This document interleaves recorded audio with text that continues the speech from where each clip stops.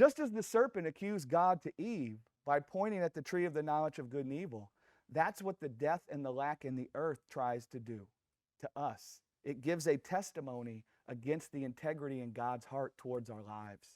It tries to testify against God's ability to be the Father that we need.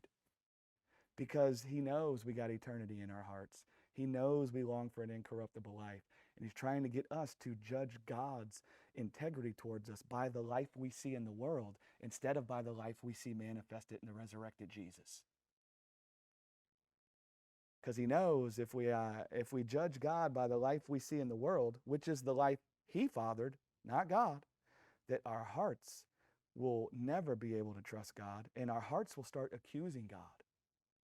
How could you do this? How could you let this happen? Why weren't you there for me? Is it just me that says those things?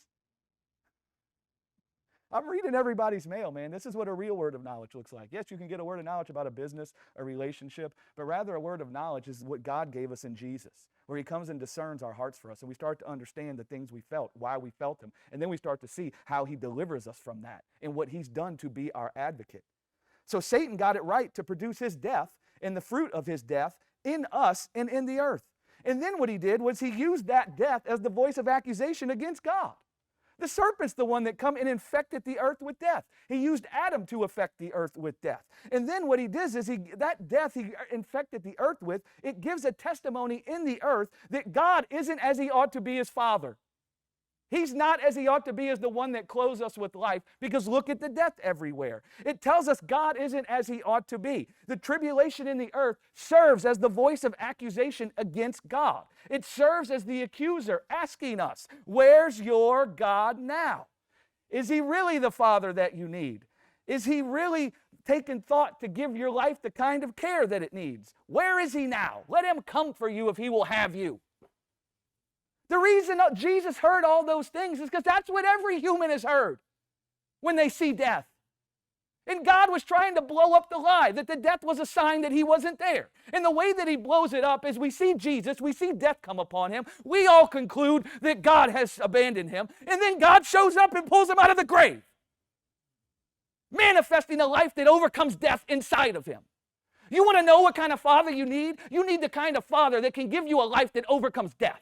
That's the kind of father you need. We all have our kids. Guys, kids will throw a temper tantrum when they think they need something that you won't give them. Now, who knows what they need? You or them? Well, we, just like little children, can throw a temper tantrum when we think God hasn't given us what we need. But he knows what we need, not us.